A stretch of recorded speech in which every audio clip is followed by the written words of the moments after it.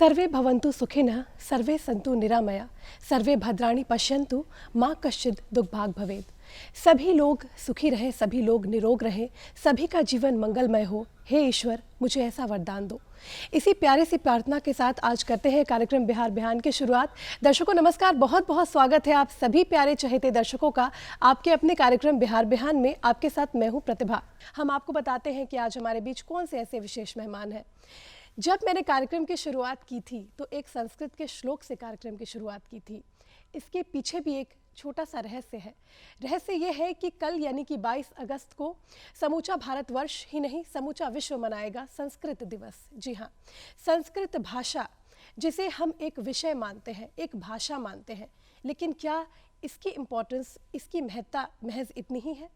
नहीं, इसकी महत्ता तमाम जो हमारे ऋषि मुनि रहे हैं भारतवर्ष के, इसकी महत्ता आज के संदर्भ में क्या है, इसकी इम्पोर्टेंस कितना ज़्यादा प्रासंगिक है संस्कृत भाषा आज के इस युग में, इस तमाम विषय पर हम चर्चा करेंगे। लेकिन सबसे पहले आपको बताना चाहूँगी कि कल यानी कि 22 अगस्त को संस्कृत दिवस हम मना रहे हैं और आपको बताना चाहूँगी कि श्रावण के पूर्णिमा के दिन इसी दिन को चुना गया है संस्कृत दिवस को मनाने में।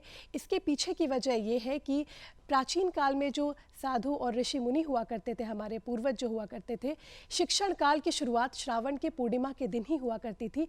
इसलिए इस पवित्र दिन, इस पावन दिन को हमने चुना है संस्कृत दिवस को मनाने के लिए, क्योंकि संस्कृत भाषा है वेदों की, संस्कृत भाषा है देवों की, संस्कृत हमारी संस्कृति है, संस्कृत हमारी सभ्यता है। और इसी विषय पर विशेष बातचीत करने के लिए हमने दो विशेष मेहमानों को भी आमंत्रित किया है। आपको बताना चाहूँगी सबसे पहले मेहमान जो हमारे बीच मौजूद हैं, आप हैं श्री विष्णु प्रभाकर जी। आप क्षेत्र प्रमुख हैं भारत संस्कृत परिषद के। विष्णु जी, आपका बहुत बहुत स्वागत है कार्यक्रम बिहार बिहान में। धन्यवाद। और हमारे जो दूसरे विशेष मेहमान मौजूद हैं दर्शकों, उनके विषय में भी आपको बताना चाहूँगी, क्योंकि उनका भी जो क्षेत्र है वो भी एक बहुत अहम क्षेत्र है। वैदिक शिक्षा, क्यों ज़रूरत होती है वैदिक शिक्षा की, क्या अभिप्राय है वैदिक शिक्षा का, वैदिक शिक्षा क्या है, इन तमाम बातों पर चर्चा करने के लिए हमारे बीच हमारे जो दूसरे विशेष मेहमान मौजूद हैं। आपको बताना चाहूँगी, आप हैं श्री संजय कुमार सिंह जी। आप नियोस में, NIOS में वैदिक शिक्षा के कार्यक्रम प्रमुख हैं। तो चलिए बहुत बहुत स्वागत करेंगे संजय जी आपका भी हमारे कार्यक्रम बिहार बिहान में। सबसे पहले मैं विष्णु जी के पास आना चाहूँगी और जानना चाहूँगी कि संस्कृत दिवस कल समूचा भारतवर्ष मनाएगा। बहुत ही पवित्र दिन है, कल पूर्णिमा का दिन है। श्रावण की पूर्णिमा का विशेष महत्व होता है पूरे ही वर्ष में। तो इस संस्कृत भाषा की अगर हम बात करें, क्या उत्पत्ति है इसकी, क्या इतिहास है इसका, इसके विषय में हम चाहेंगे थोड़ा हमारे दर्शकों के साथ आप बातचीत साझा करें। सबसे पहले तो मैं आप दर्शकों को मैं बताना चाहूँगा कि संस्कृत भाषा की उत्पत्ति भगवान शंकर, भगवान नटराज के जो नृत्य कर रहे थे तो डमरू जो बजा, उस जब डमरू 14 बार बजा तो 14 स्वर निकले, 14 ध्वनियाँ निकली, जिसको माहेश्वर सूत्र कहते हैं। और वहीं से संस्कृत भाषा का उद्भव हुआ, संस्कृत भाषा का प्राकट्य हुआ।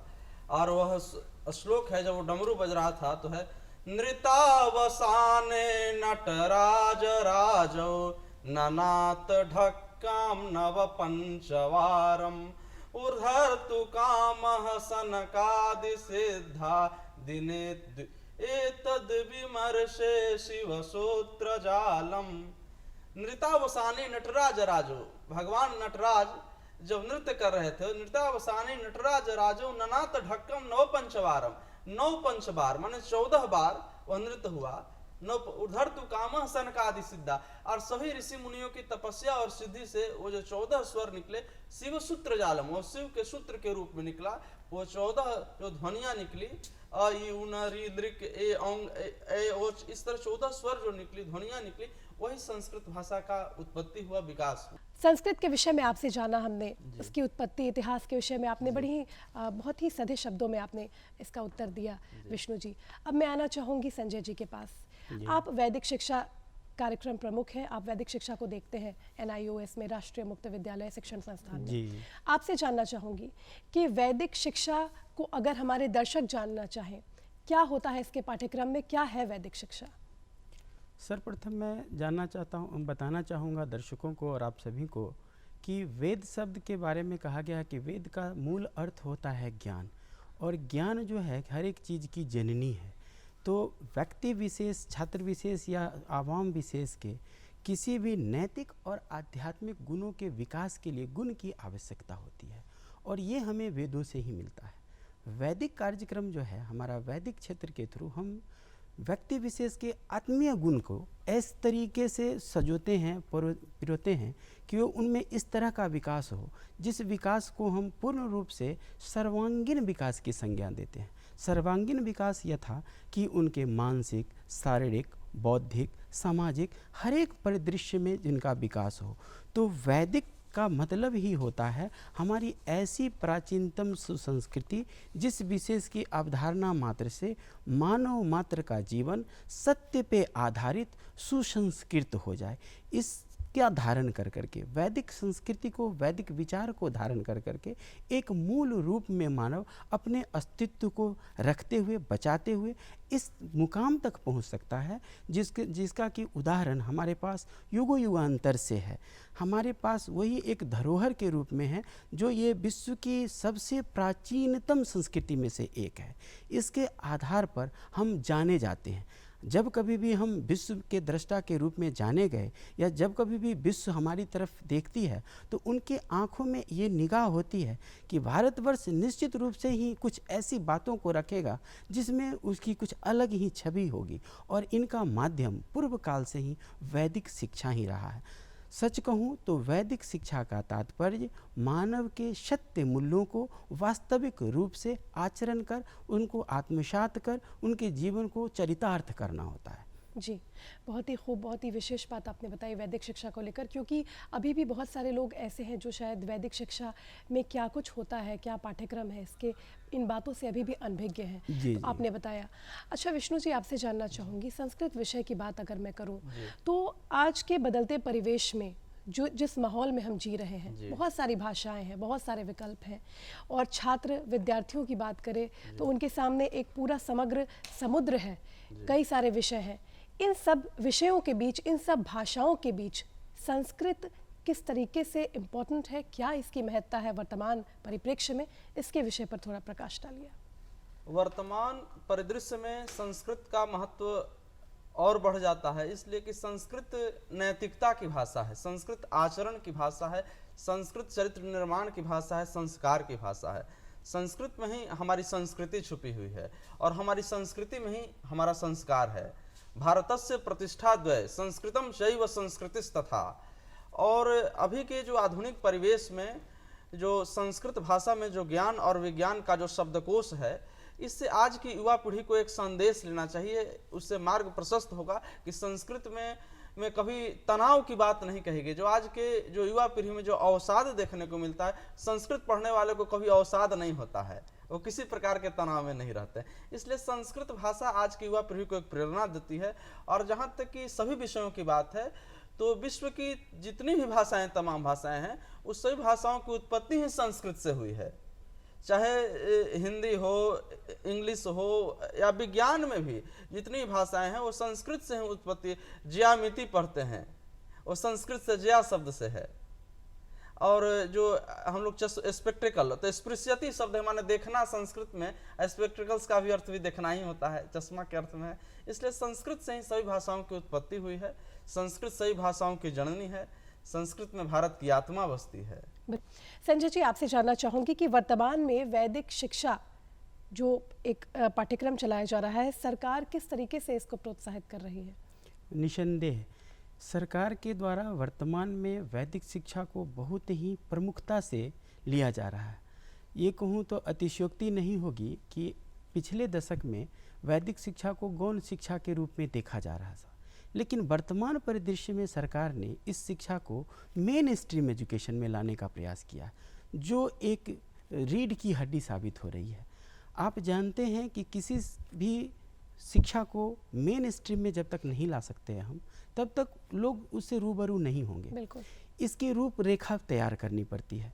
तो रूपरेखा तैयार करने में क्या है कि उसकी विषय वस्तु लानी पड़ती है। तो सरकार ने प्रमुखता से इसके लिए एक अलग बोर्ड गठन करने का काम किया है, जिसका दूरगामी प्रभाव हमें मिल रहा है। उन्हीं बोर्ड में से एक हमारा भी बोर्ड सरकार के द्वारा स्व मान्यता प्राप्त है, जिसे हम लोग राष्ट्रीय मुक्त विद्यालय शिक्षा संस्थान कहते हैं, national institute of open schooling, इसे शॉर्ट में हम लोग NIOS भी बोलते हैं।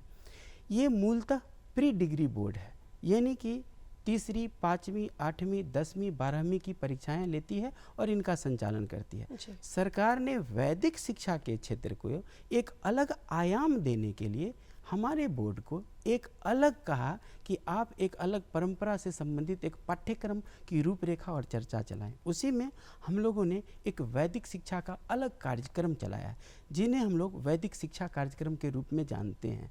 भारतीय ज्ञान परंपरा, वो जो एक स्ट्रीम है, अभी आप 2 ही स्ट्रीम, 3 ही स्ट्रीम के बारे में जानते हैं, बच्चे साइंस, आर्ट्स, कॉमर्स ही पढ़ते हैं। जी। लेकिन सरकार के द्वारा नए रूप में, जिसे हम आपके माध्यम से विशेष रूप से दर्शकों को बताना चाहूँगा कि ये कहना कोई अतिशयोक्ति नहीं होगी कि जल्द ही कुछ ही दिनों में आप 4 स्ट्रीम के बारे में जानेंगे, और वो चौथी स्ट्रीम होगी वैदिक शिक्षा। और वैदिक शिक्षा का कार्यक्रम उसी तरीके से क्रियान्वित हो रहा है सरकार के द्वारा, जिससे हम अन्य शिक्षा को ग्रहण करते हैं। यानी आपकी तालीम तीसरे, 5वीं, 8वीं, 10वीं, 12वीं और बोर्ड, विश्वविद्यालय सभी स्तर पर होंगे। इसके लिए एक बोर्ड का भी गठन हो रहा है, इसके लिए विश्वविद्यालय के भी गठन किए जा रहे हैं। उसी कड़ी में हमारे द्वारा माध्यमिक स्तर के और उच्च माध्यमिक यानी 10th और 12th के केवल वैदिक शिक्षा में राष्ट्रीय मुक्त विद्यालय शिक्षा संस्थान आज के परिदृश्य में 10वीं और 12वीं में केवल वैदिक शिक्षा के रूप में शिक्षा प्रदान करता है। तो सरकार बहुत ही सराहनीय कदम उठा रही है, और निश्चित रूप से अगर इस तरीके का प्रयास रहा तो आए दिनों में लोग वैदिक शिक्षा को भी एक वैकल्पिक शिक्षा के रूप में जानेंगे और मेन स्ट्रीम की शिक्षा के रूप में जानेंगे, क्योंकि वैदिक का जो मूल उद्देश्य है उसी पर आधारित अन्य शिक्षाएं हैं, चाहे वो साहित्य की शिक्षा हो, चाहे वो विज्ञान की शिक्षा हो या कॉमर्स की शिक्षा हो। अगर आप उनके मूल भाव में जाएंगे, उनके जड़ चेतन की चर्चा करेंगे, तो कहीं ना कहीं आप वैदिक शिक्षा को पाएंगे। तो सरकार इन चीज़ों को बहुत ही विशेष रूप से प्रकाश डाल रही है, और इनके लिए एक अलग आयाम बना करके एक वैदिक शिक्षा का, जिसे मैंने आपको अभी बताया, वैदिक ज्ञान परंपरा, इंडियन ट्रेडिशन नॉलेज ट्रेडिशन करके IKT, Indian national knowledge tradition के रूप में अलग से स्थापित किया है और कर रहा है, उस पर कार्य चल रहा है। बिल्कुल, जैसे कि संजय जी ने बताया कि किसी भी विषय के मूल में हम जाएंगे तो वैदिक शिक्षा को ही पाएंगे, वैसे ही किसी भी भाषा के मूल में जाएंगे तो हम संस्कृत भाषा को ही पाएंगे। आपसे जानना चाहूँगी मैं विष्णु जी कि अगर आजकल के विद्यालयों में देखते हैं, अमूमन छात्रों को जब रोज़गार की दृष्टि से अगर वो कोई विषय, कोई भाषा ऑप्ट करते हैं, तो बहुत सारी ऐसी भाषाएं हैं जैसे अंग्रेज़ी है या हिंदी हमारी भाषा है, इन्हें ऑप्ट करते हैं। अगर संस्कृत भाषा के बारे में जानना चाहें, संस्कृत विषय के बारे में जानना चाहें, तो रोज़गार की दृष्टि से आप इस विषय को कैसा पाते हैं? रोजगार की दृष्टि से संस्कृत में अपार संभावनाएं हैं। संस्कृत से पढ़कर जो आम तौर पर सब लोग यह जानते हैं कि टीचर, शिक्षक बन सकते हैं, प्रोफेसर बन सकते हैं, लेकिन देश की सबसे प्रतिष्ठित सेवा भारतीय प्रशासनिक सेवा, जिसमें संस्कृत एक विषय रखकर आप अच्छे अंक प्राप्त करके पद पर आसीत हो सकते हैं। और बिहार, हर राज्य की जो पब्लिक सर्विस कमीशन की परीक्षा है उसमें संस्कृत एक ऑप्शनल विषय के रूप में है। उसके अलावा जो भारत में जो सेना है, थल सेना, जल सेना और वायु सेना, ये तीनों में एक पद होते हैं धर्म गुरु के। जो संस्कृत से स्नातक करते हैं जो छात्र, जो शास्त्री करते हैं, जो मध्यमा करते हैं, वही छात्र की उसमें प्राथमिकता दी जाती है, धर्म गुरु के पद। उसके अलावा संस्कृत से अनुसंधान सहायक का एक पद होता है, जो राज्य के सभी संस्कृत विश्वविद्यालय में, हमारे देश में 16 संस्कृत विश्वविद्यालय हैं, जिस विश्वविद्यालय में नियुक्ति संस्कृत के ही छात्रों की होती है, इसलिए कि उस संस्कृत विश्वविद्यालय में संस्कृत के ही विषय की पढ़ाई, ज्योतिष हो गए, कर्मकांड हो गए, व्याकरण है, साहित्य है, मीमांसा है, न्याय है, दर्शन है, इन तमाम विषयों की जो पढ़ाई होती है उसमें संस्कृत के छात्रों की ही प्रमुखता दी जाती है। उसके अलावा वहाँ अनुसंधान सहायक की नियुक्ति, देश में 12 संस्कृत अकादमी है, जिस संस्कृत अकादमी में एक प्रूफ रीडर का पद होता है, जो जिसको संस्कृत भाषा का, व्याकरण का जिनको ज्ञान रहता है, जो संस्कृत से स्नातक होते हैं, शास्त्री होते हैं, आचार्य होते हैं, इक्विवेलेंट टू MA होते हैं, उन्हें इस पद पर मौका मिलता है। इसके अलावा वास्तु सलाहकार की एक नियुक्ति होती है, जिसमें संस्कृत भाषा से ही वास्तु सलाहकार की। उसके अलावा प्रोफेशनल में भी बहुत सारे ज्योतिषी हो गए, कर्मकांड हो गए, और उससे आज के जो आधुनिकता के समय में संपादक के रूप में, जी, पत्रकारिता के रूप में, लेखक के रूप में, चिंतक के रूप में, कथा उपदेशक के रूप में, इन तमाम अनेकों आयाम है जहाँ संस्कृत के स्कोप हैं और इसलिए उसे जानना चाहिए। और लोगों के खास तौर पर यह लगता है कि संस्कृत में स्कोप नहीं, संस्कृत में रोजगार की संभावना नहीं है, लेकिन मैं गर्व से कहता हूं कि संस्कृत में जितनी रोजगार की संभावना है उतनी अन्य विषय में नहीं है, और संस्कृत में उतना कंपटीशन नहीं है बिल्कुल। जितना अन्य विषयों में है। इसलिए संस्कृत पढ़ना चाहिए, संस्कृत के प्रति और छात्रों को आगे आना चाहिए कि संस्कृत पढ़ें।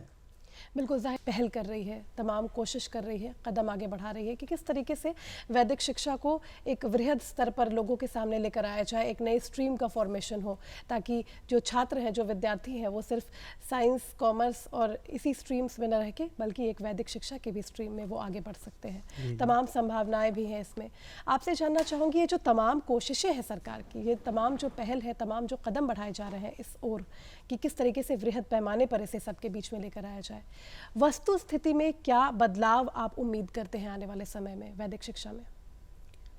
देखिए, जहाँ तक मेरा खुद का मानना है, या यूँ कहें विगत 4-5 वर्षों में जो मेरा खुद का अनुभव है, तो विगत दिनों की तुलना में तो मैं इसके लिए आकाश जो गगन के रूप में जाना जाता है वो भी काफ़ी तुच्छ नज़र आता है। सच कहूँ तो बिहार प्रदेश में जो हमारा राष्ट्रीय मुक्त विद्यालय शिक्षा संस्थान है, जिसके क्षेत्रीय निदेशक श्री KL गुप्ता जी हैं, उनके सानिध्य में हम लोगों ने इस चीज़ की शुरुआत करी थी, और हमारे चेयरपर्सन प्रोफेसर सरोज मैम हैं दिल्ली में। तो जब उन्होंने मुझे ये कार्यभार सौंपा था, तब जब मैं यहाँ आया था, यहाँ सुदूर बगल में ही, नज़दीक में ही एक मंदिरी जगह है, वहाँ पे वैदिक शिक्षा के पाठ्यक्रम के लिए लोग चौकी लगा करके अध्ययन किया करते थे।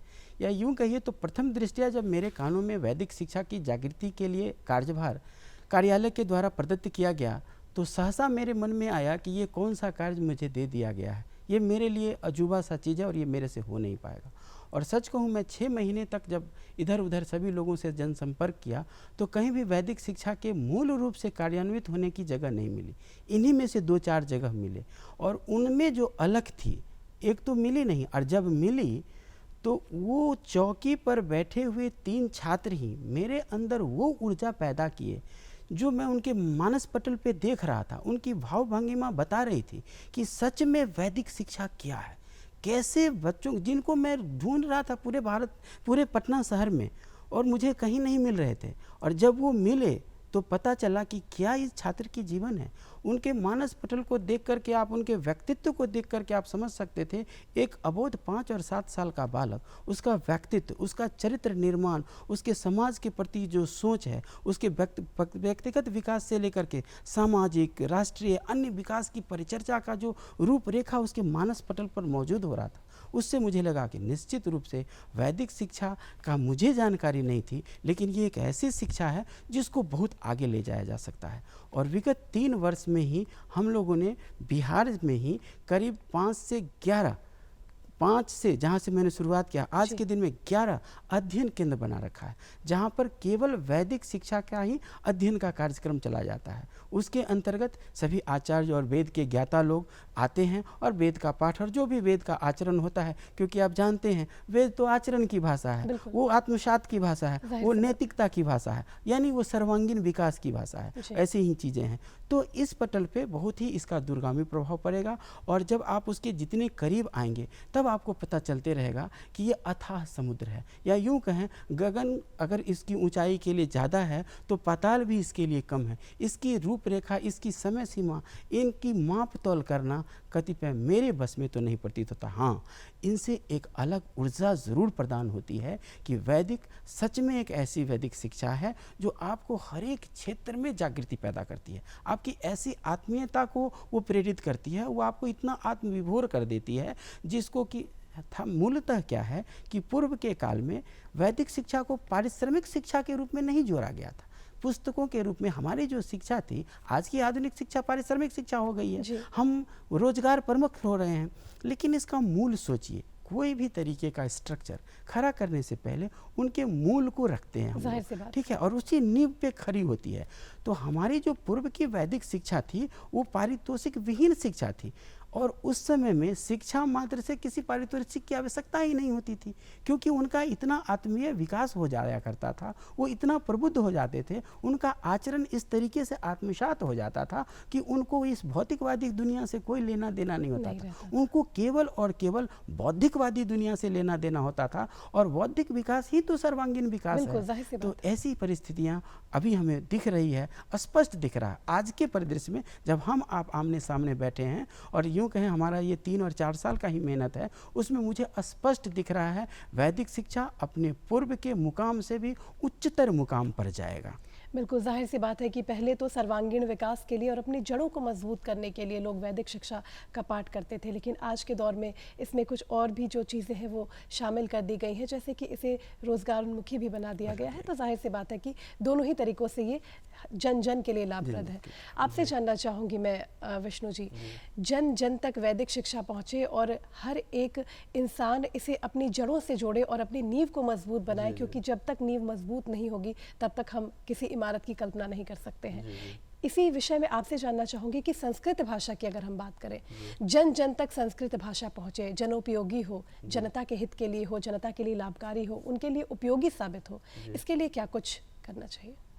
देखिए, संस्कृत लोकोपयोगी है, उसको जनोपयोगी बनाने के लिए भारत सरकार, केंद्र सरकार और राज्य सरकार सब लोग कार्य कर रहे हैं। लेकिन मेरा जो मानना है, मेरी जो अवधारणा है कि संस्कृत जनोपयोगी तभी बनेगी जब संस्कृत को पढ़ाने में, संस्कृत के पाठ को जब तक ले ज्ञेयता माध्यम से नहीं, जब तक ले गा कर और रुचिकर बनाकर संस्कृत को जब तक ले विद्यार्थियों के बीच में प्रस्तुत नहीं करेंगे, तब तक संस्कृत का विकास संभव नहीं है। और जो भी ग्रंथ हैं संस्कृत के, जो पाठ्यक्रम के भी ग्रंथ हैं, रघुवंशम हैं, अभिज्ञान शाकुंतलम है, किरातार्जुनीयम है, इन तमाम ग्रंथों का जो श्लोक है उसको गाकर और रमणीय बनाकर पाठकों के बीच में प्रस्तुत करेंगे, तब संस्कृत निश्चित ही जनोपयोगी होगा। और संस्कृत तो जन जन में है, कण कण में है, क्षण क्षण में है। संस्कृत तो सर्वत्र है। संस्कृत में भारत की प्रज्ञा है, संस्कृत में भारत का नेत्र बसता है। लेकिन कहा नहीं, दूरदर्शन केंद्र में सत्यम शिवम सुंदरम लोगो, आकाशवाणी बहुजन हिताय बहुजन सुखाय, यूजीसी सत्य श्रमाभ्याम सकलार्थ सिद्धि, इन तमाम जगहों पर लोगों और मोटो के रूप में सभी सरकारी और गैर सरकारी संस्थाएं संस्कृत के ही यूज करते हैं। लेकिन जो संस्कृत के पाठ्यक्रम हैं उसको जब तक ले ज्ञेयता माध्यम से नहीं और लोगों के बीच में जाकर नहीं कहेंगे, और संस्कृत संभाषण जो कहते हैं, जो संस्कृत लोगों के बीच में, वो जब तक है क्या कि कहते हैं कि ग्रामे नगरे समस्त राष्ट्रे रचयम संस्कृत भवनम, रचयम संस्कृत भवनम, इष्टिकाम बिना मृत्तिकाम बिना, केवल संभाषण विधया, केवल संभाषण विधया। बिना ईंट और मिट्टी के संस्कृत भवन बनाने की परिकल्पना है, केवल संभाषण के माध्यम से। जब तक ले वहां जाकर बच्चों के बीच में अपना परिचय कि मम नाम विष्णु प्रभाकर भवतः नाम किम, मम नाम सुनीता भवत्याह नाम किम, इस तरह तमाम जो संस्कृत पाठ्यक्रम को जब तक लोगों के बीच में नहीं प्रस्तुत करेंगे तब तक संस्कृत जनोपयोगी नहीं होगा। और पाठ्यक्रम जो है उसको हमेशा ज्ञेयता माध्यम से कि बच्चों को रुचिकर लगे। और मैं एक उदाहरण देना चाहता हूं कि किरातार्जुनीयम ग्रंथ पढ़ना था हम लोगों को भी बीए में पढ़ना था।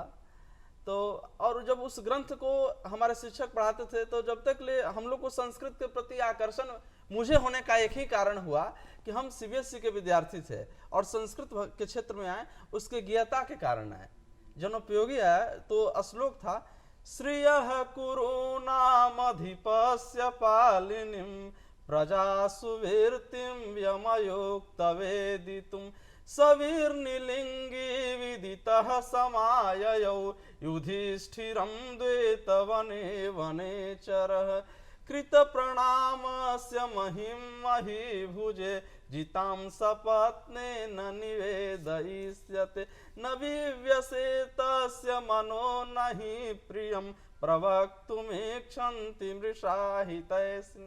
इसलिए संस्कृत जनोपयोगी तब होगा जब उसको ज्ञेयता माध्यम से संस्कृत को प्रसार करेंगे, तब संस्कृत का विकास संभव होगा। बिल्कुल, जन जन तक संस्कृत पहुंचे, इसके लिए बहुत ही प्रचार प्रसार की ज़रूरत है। बहुत सही बात कही आपने विष्णु जी। आपसे जानना चाहूँगी संजय जी कि वैदिक शिक्षा की हम बात करते हैं, अगर हमारे दर्शक जानना चाहें सीधे शब्दों में, क्या पाठ्यक्रम, क्या कॉन्स्टिट्यूएंट्स होते हैं वैदिक शिक्षा में? जी, बहुत ही सुंदर प्रश्न है आपका। वैदिक शिक्षा जो कि आज के दिन में ऐसे स्ट्रीम में नहीं थे, जैसे पूर्व में भी मैंने बताया था, उसके सहज और सरल बनाने के लिए हम लोगों ने एक पोर्टल बना रखा है nios.ac.in।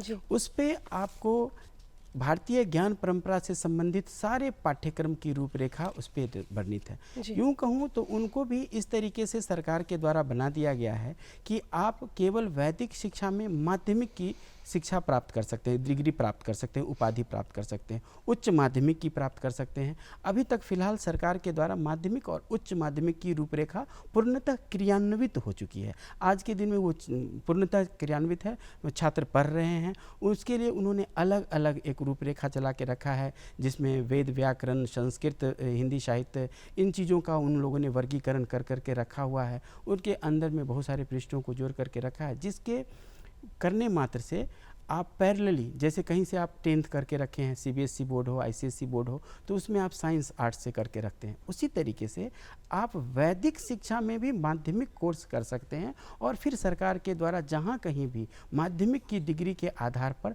आपकी योग्यता मांगी जाती है, वहाँ आप अपना दे सकते हैं। उसके लिए हमारे यहाँ जो पाठ्यक्रम है वो nios.ac.in के पोर्टल पे रखा हुआ है। अध्ययन सामग्री को आसानी से करने के लिए हम लोगों ने उनको कोड के रूप में कर दिया है। जैसे 245 राष्ट्रीय मुक्त विद्यालय शिक्षा संस्थान के 245 अध्ययन सामग्री को खोजेंगे तो आपको वैदिक शिक्षा का पाठ्यक्रम मिलेगा। 245, 246, 247 इस तरीके से ये माध्यमिक के लिए है। और से ही इसी सेम को उच्चतर माध्यमिक के लिए, जिसे हम लोग सीनियर सेकेंडरी कहते हैं, उसके लिए है 345, 346, 347। इन सभी में हम लोगों पाठ्यक्रम को, समुचित पाठ्यक्रम को, जो वेदाचार्य लोग हैं, जो वैदिक के ज्ञाता लोग हैं, उन्होंने उसकी एक रूपरेखा तैयार कर करके रखी है और लोग 12th पास कर सकते हैं। और दोनों की मान्यता आज के परिदृश्य में, अगर आप राष्ट्रीय मुक्त विद्यालय शिक्षा संस्थान से IKT, इंडियन नॉलेज ट्रेडिशन, जिसको भारतीय ज्ञान परंपरा कहते हैं, उससे डिग्री प्राप्त करते हैं, तो आपको 10वीं और 12वीं की मिलेगी डिग्री, लेकिन उस डिग्री रहेगी, वो डिग्री रहेगी भारतीय ज्ञान परंपरा की। और उस आधार पे जैसे सरकार के पास जब भी आवेदन आते हैं तो उसमें आपको समतुल्य पाया जाता है, उसमें आप कर सकते हैं कि उसमें क्या। और ज्ञान की जहाँ तक बात है, तो उस विषय वस्तु की जहाँ तक बात है, तो वैदिक शिक्षा में तो मैंने आपको पूर्व में भी बताया, जो वेद से संबंधित जो हैं वही विभिन्न पाठ्यक्रम को 4-5 प्रमुख पाठ्यक्रम होता है। किसी भी शिक्षण पद्धति में 10वीं और 12वीं के लिए 5 विषयों का चयन प्रमुख रूप से अनिवार्य होता है। वही वैदिक क्षेत्र में भी है कि वैदिक व्याकरण हुआ या वैदिक भाषा हुआ, वैदिक संस्कृत हुआ,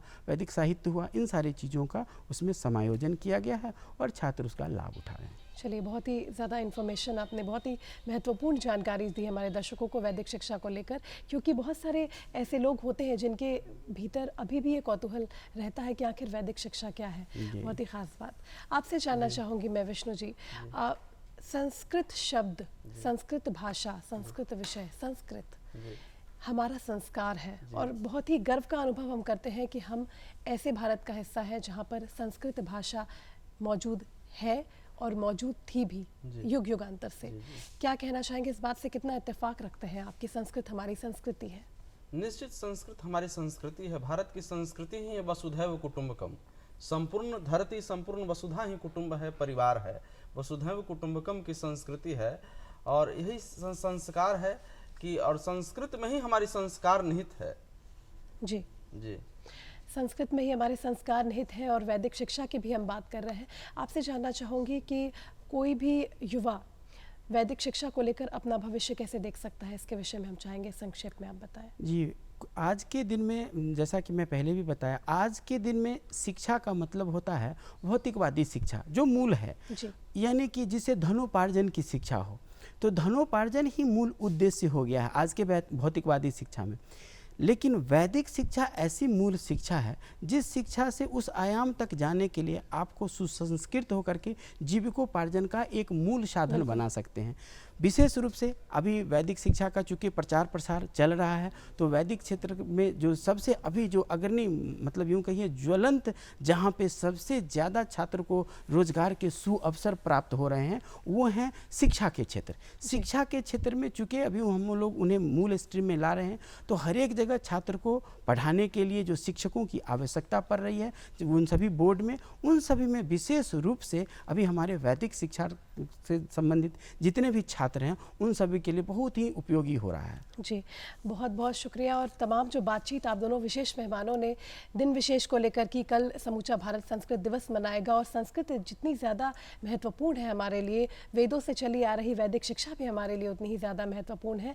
बहुत बहुत शुक्रिया, बहुत बहुत आभार आप दोनों विशेष मेहमानों का इस विषय पर बातचीत करने के लिए। बहुत बहुत तहे दिल से आभार। जी धन्यवाद। तो दर्शकों, आज की ये विशेष बातचीत हमारे दोनों विशेष मेहमानों के साथ, पहले मेहमान थे हमारे श्री विष्णु प्रभाकर जी, क्षेत्र प्रमुख भारत संस्कृत परिषद के, और दूसरे विशेष मेहमान श्री संजय कुमार सिंह जी, जो कि NIOS में वैदिक शिक्षा के कार्यक्रम प्रमुख हैं। तो कल 22 अगस्त को समूचा भारतवर्ष मनाएगा संस्कृत दिवस, और संस्कृत भाषा को लेकर और वैदिक शिक्षा को लेकर हमने जो तमाम बातचीत की, आपको आज का हमारा ये कार्यक्रम कैसा लगा इसके विषय में आपसे जानना चाहेंगे। और इसके लिए आपको नोट करना होगा हमारा पता, तो फटाफट उठाइए कॉपी और कलम और नोट कर लीजिए हमारा पता। हमारा पता है निदेशक DD बिहार, दूरदर्शन केंद्र पटना, फ्रेजर रोड पटना 800001। हमारा ईमेल एड्रेस है director DD के पटना।